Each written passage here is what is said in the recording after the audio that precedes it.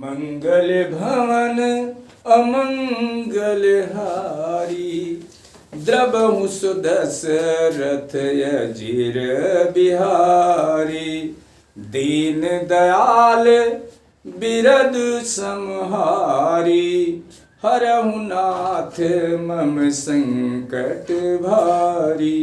नमस्कार प्रिय छात्रों, आज की क्लास में कक्षा 12 और पाठ 1 पवन दूतिका जो कि चल रहा है, इस क्रम में अब दूसरे पद्यांश पर पहुंच चुके हैं। दूसरे का आपको संदर्भ सहित व्याख्या करवाने जा रहे हैं। आप लोग एक बार देख लीजिएगा, जो कि वही राधा और पवन दूतिका की बातचीत चल रही है। क्या है कि लज्जाशीला पथिक महिला, जो कहीं दृष्टि आए। लज्जाशीला पथिक महिला, जो कहीं दृष्टि आए। होने देना विकृत वसना, तो न तू सुंदरी को। जो थोड़ी भी श्रमित वह हो, गोद ले श्रांति खोना। होठों की ओ कमल मुख की, मलानता ये मिटाना। कोई क्लांता कृषक ललना, खेत में जो दिखाए। धीरे धीरे परस उसकी, क्लांतियों को मिटाना।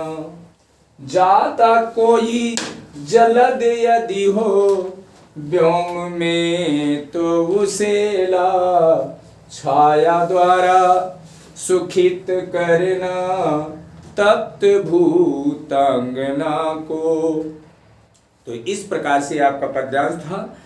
ये पद्यांश आपके यानी व्याख्या इसकी करवा दिए हैं। अब इसके प्रश्नोत्तर को लेकर आए हैं, जो कि यूपी बोर्ड परीक्षा में जो है इस तरह के प्रश्न अवश्य आते हैं, मोस्ट इम्पॉर्टेंट है। तो ये 5 प्रश्न इससे निकलता है, यानी यहाँ पर आपके 5 प्रश्न दिए गए हैं। पहला प्रश्न है कि दिए गए पद्यांश के कवियों कविता का नाम लिखिए, जो कि संदर्भ आप पहले में लिख चुके हैं, लेकिन इसमें भी आप लिख लीजिए कवि और कविता का नाम। दूसरे में राधा पवन दूतिका की राह में पथिकों के साथ कैसा व्यवहार करने को कहती है, और इस पद्यांश में कवि ने किसका चित्रण किया है, तीसरा प्रश्न है। और चौथा है इस पद्यांश में कौन सा अलंकार है, और रेखांकित अंश की व्याख्या है। तो ये क्रम से आपको दिखा रहे हैं, और क्रम से देखिएगा। सबसे पहले कवि और कविता का नाम लिख लीजिए। कवि और कविता का नाम लिखिए। सर्वप्रथम यहां पर लिख लीजिए कक्षा 12 पाठ 1 पवन दूतिका। अयोध्या सिंह उपाध्याय। अयोध्या सिंह उपाध्याय हरिऔध। हरिऔध। ये प्रिय छात्रों, ये है प्रश्नोत्तर। पद्यांश का प्रश्नोत्तर है। इसमें आपको 10 नंबर प्राप्त होंगे। कितने नंबर? 10, यानी 5 गुणे 2, 5 प्रश्न हैं, 2-2 नंबर के ही। ये आपका 10 नंबर का मामला है। कितने नंबर का? 10 नंबर का मामला है। तो आइए सबसे पहले उत्तर नंबर 1 डालें। उत्तर नंबर 1। उत्तर नंबर 1 में कवि और कविता का नाम पूछा गया है। तो सर्वप्रथम ये कवि कौन है? अयोध्या सिंह उपाध्याय हरिऔध हैं। और कविता का नाम पवन दूतिका है। तो लिखेंगे पद्यांश के कवि का नाम नीले से लिख लीजिए, केवल हेडिंग डालने के लिए। दिए गए पद्यांश के कवि, अगर आपके पास स्केच भी रहता है तो कवि का नाम जो है वो हाईलाइट कर लीजिए। कवि अयोध्या सिंह उपाध्याय, अयोध्या सिंह उपाध्याय हरि और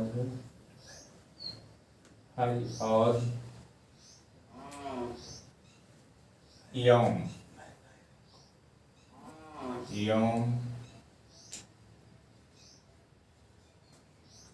कविता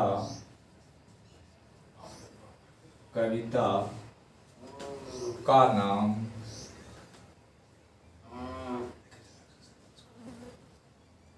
पवन दूतिका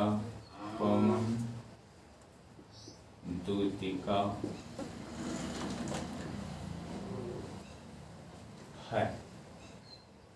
पवन दूतिका है। ये कवि और कविता का नाम हो गया। दिए गए पद्यांश के कवि अयोध्या सिंह उपाध्याय एवं कविता का नाम पवन दूतिका है। ये आपका 2 नंबर कंप्लीट हो गया। स्वच्छता बहुत आवश्यक है।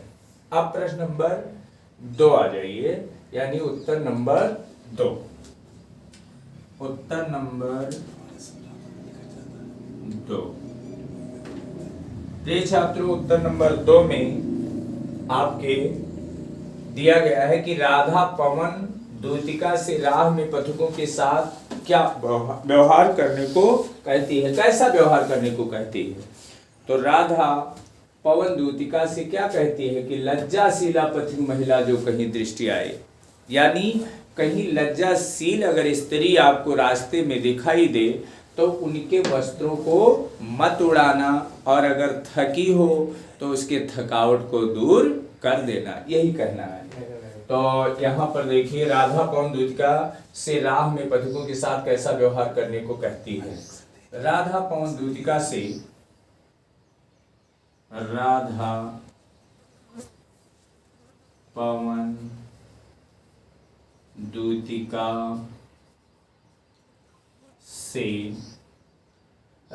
पवन दूतिका से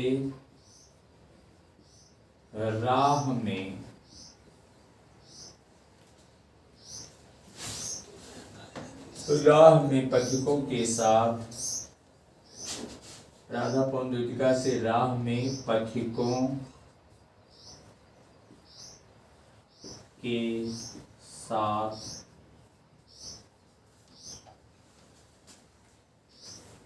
राधा पवन दूतिका से राह में पथिकों के साथ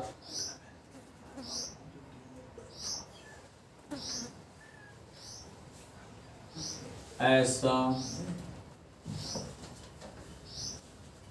व्यवहार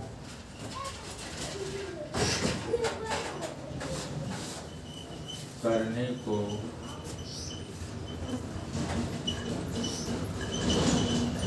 कहती है कि राधा पवन दूतिका से राह में पथिकों के साथ ऐसा व्यवहार करने को कहती है कि यदि राह में कोई लज्जाशील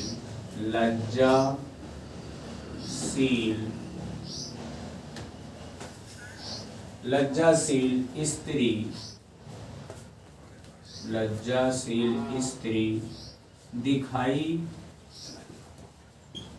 दे तो उसके वस्त्रों को उसके वस्त्रों को मत उड़ाना, मत उड़ाना।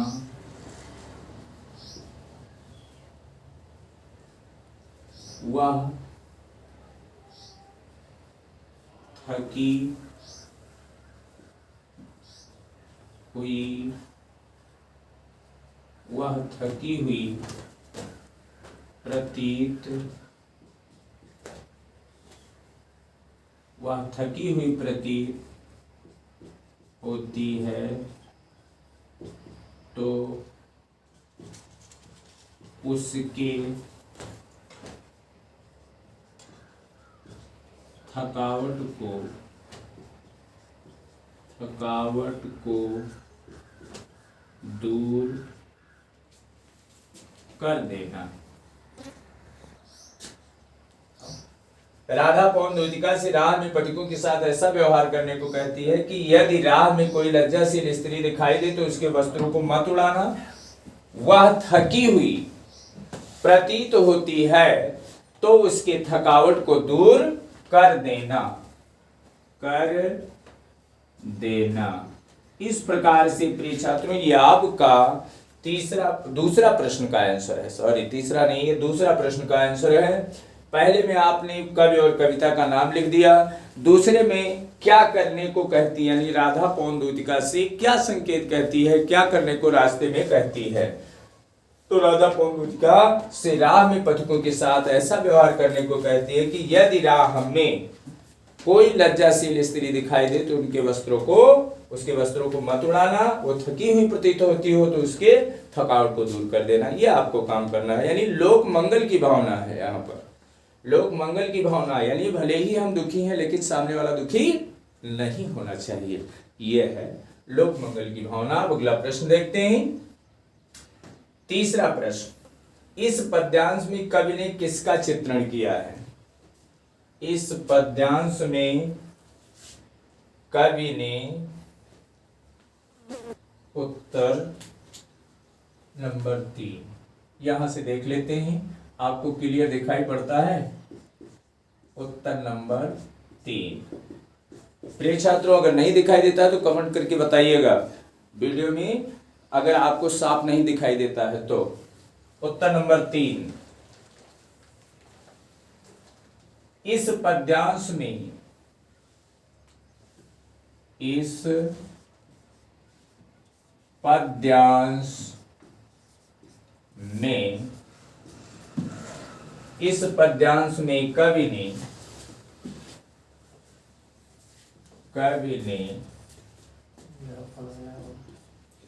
इस पद्यांश में कवि ने किसका वर्णन किया है, किसका चित्रण किया गया है? विरह व्यथा, राधा की विरह व्यथा का, राधा की विरह व्यथा, विरह व्यथा, विरह व्यथा का चित्रण किया, विरह व्यथा का चित्रण किया है। इस प्रकार से ये तीसरा प्रश्न का आंसर आपके सामने प्रस्तुत है। अब चौथे में आ जाइए, इस पद्यांश में कौन सा अलंकार है? उत्तर नंबर 4, इस पद्यांश में कौन सा अलंकार है?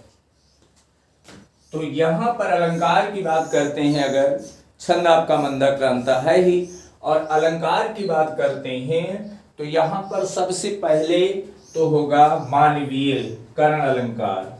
इस पद्यांश में कवि ने, इस पद्यांश में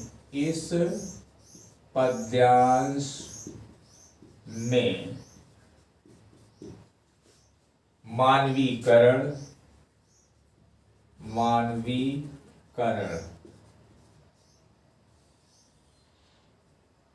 एवं एक और है उपमा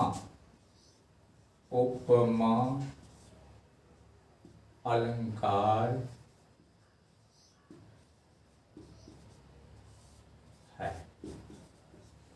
उपमा अलंकार और मानवीकरण। मानवीकरण कहाँ गया, अगले वीडियो में आपको बताया गया। मानवीकरण उसमें होता है जिसमें यानी पवन को दूती बनाया गया है, एक मानव का रूप दिया गया है पवन को, तो इसलिए यहाँ पर मानवीकरण अलंकार और उपमा अलंकार दोनों माना गया है। अगला देखें प्रश्न नंबर उत्तर नंबर 4 हो गया। उत्तर नंबर 5 पर और अंतिम देखें क्या है, रेखांकित अंश की व्याख्या कीजिए। अब देखो एक लाइन, ध्यान दीजिएगा बच्चों, लाइन जो है केवल एक लाइन पर है, आपका व्याख्या करना है, पूरे का नहीं करना है कि हम पूरा घबरा जाइए कि पूरे का अर्थ लिखना है, पूरा समझ लीजिए, लेकिन जो लाइन है उसी की व्याख्या आप कर दीजिएगा। और व्याख्या हेडिंग डाल करके रेखांकित अंश की व्याख्या, और चाहे इसी लाइन को 2-3 बार लिख दें तब भी उसमें नंबर मिलेगा, लेकिन आसान है क्यों, इसकी व्याख्या आप कर सकते हैं। आइए रेखांकित अंश की व्याख्या हेडिंग डाल लें, रेखांकित अंश की व्याख्या। एक चीज याद रखिएगा बेटा, राइटिंग खूब सुंदर बनाइएगा, खूब सुंदर अक्षरों में लिखिएगा। रेखांकित अंश की व्याख्या तो आप अपने मन से लिखेंगे प्रस्तुत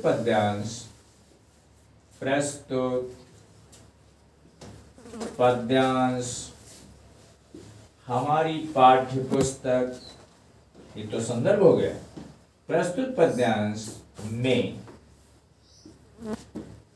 राधा क्या कहती हैं, राधा प्रस्तुत पद्यांश में राधा पवन से कहती हैं, राधा पवन से कहती हैं कि आपको, प्रस्तुत पद्यांश में राधा पवन से कहती हैं कि आपको रास्ते में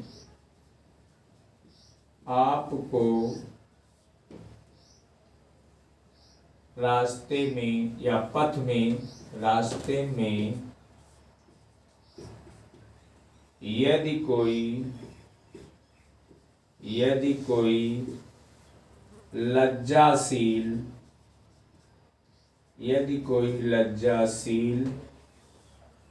जो मर्यादित हो, मर्यादा में हो, यदि कोई लज्जाशील स्त्री दिखाई पड़े तो तुम अपनी चंचलता से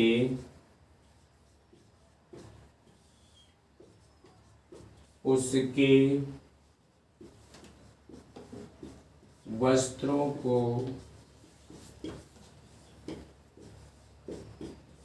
मत उड़ाना।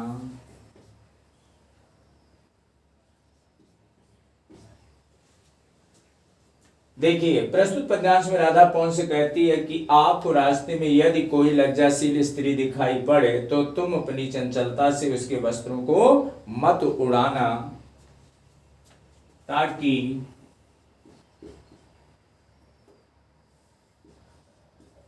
उनके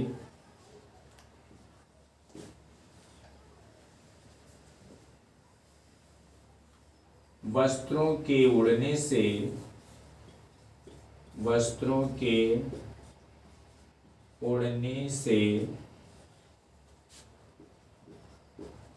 उनके